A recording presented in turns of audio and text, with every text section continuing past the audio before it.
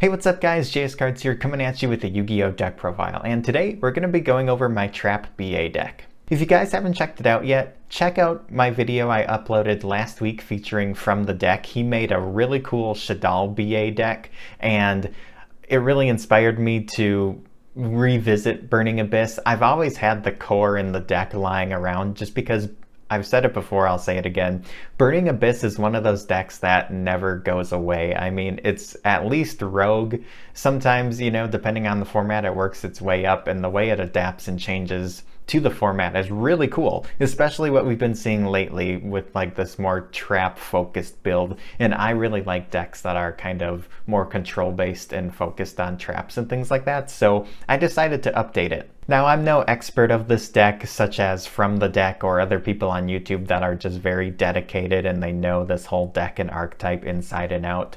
I'm definitely more casual about it, but you know, I've seen some amazing builds. I've tested this out on EDO Pro. The deck is just really fun, and it's survived all these years, and the fact that a lot of people are showing it love lately and it's been doing well is pretty cool. So I thought I'd revisit it, reprofile it for you guys, and let's jump into it. All right, so starting off with the Burning Abyss monsters, I have 3 copies of Sir, and then 3 copies of Graf, and 3 copies of Farfa. For the last 3 of, I do play 3 copies of Skarm. You could probably get away with cutting this down to 2. And then for the one-ofs, we have Barbar, Libic, and Alec. These are more for just like having a Burning Abyss name. And then moving on to our triple copies of Fiendish Rhino Warrior. This is basically a Burning Abyss monster. This card protects your Burning Abyss monsters and your other Fiend monsters from effects and battle. And if Rhino Warrior goes to the graveyard, you can send a Fiend monster from your deck to the graveyard. And then for the last monster, of course, we have our triple copies of Tour Guide.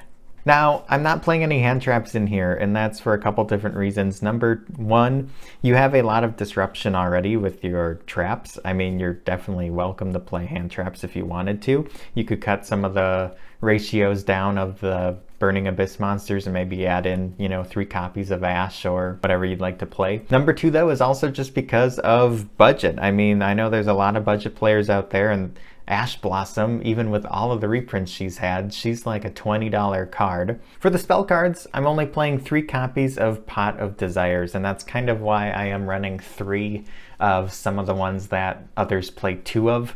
If you don't play these, or you decide to play something else for draw power, then you can probably trim back on some of the Burning Abyss monsters that you play. But yeah, 3 Pot of Desires, being able to draw 2 is insane. And now we're moving on to the other heavy part of the deck, the trap lineup. So starting off, we have 3 copies of Trap Trick. You can banish 1 normal trap card from your deck and then set 1 card with the same name directly from the deck. The other cool thing is that you can activate that trap this turn. And we have some really cool normal traps in here, starting off with 3 copies of Dimensional Barrier. Being able to shut down, a Ritual, Fusion, Synchro, Exceed, or Pendulum is really crazy. Usually I'm gonna be saying Synchro or Exceed for sure, but depending on, you know, especially when Drytron gets the support in Lightning Overdrive, you can say Ritual. This can turn off a lot of different things, and it's actually really fun to use. And then for the 2-ofs, 2 copies of Fire Lake of the Burning Abyss. I originally was not playing this, and I'm really glad that I was able to find a few copies because this card's really good. You send 2 face-up Burning Abyss monsters you control to the graveyard, then target up to 3 cards on the field and destroy those targets. So yeah, lots of destruction going on. A really cool card. And I'm also playing 2 copies of Fiend Griefing. With this card, you can target 1 monster in your opponent's graveyard and shuffle it into the deck. Then you can send 1 Fiend monster from your deck to the graveyard. And then for another fun 2-of, I'm playing 2 copies of Dino Miscus. After that, 2 copies of Lost Wind. I really like this card. I think this card is a little underrated. You can target one face-up special summon monster on the field and negate its effects. Also, its original attack is halved. Also, if a monster is special summoned from your opponent's extra deck while this card's in your graveyard, you can set this card and then banish it when it leaves the field. So really cool just to be able to stop an annoying monster. And then the last card of the deck, 2 copies of Torrential Tribute. Alright, and now moving on to the extra deck. I play 3 copies of Dante of the Burning Abyss. This is one of my favorite Exceed monsters in the whole game. I think 3 copies is mandatory. I even play this card in other decks that just make rank 3s just because it's really good, nice defense. For our other Exceeds, I play the 1 Beatrice. Oh man, I wish this card would come to like 2 or 3. It would be insane for the deck. And for the last Exceed, I play the 1 copy of Breaksword. Again, just another really powerful rank 3. And since we are playing Beatrice, I like to play the 1 Dante, Pilgrim of the Burning Abyss, as well as the 1 Virgil. You could cut these out for anything else if you don't want to, although Dante is actually pretty fun to play. And then moving on to our Link monsters, starting with the Link ones, we have, of course, Gravity Controller.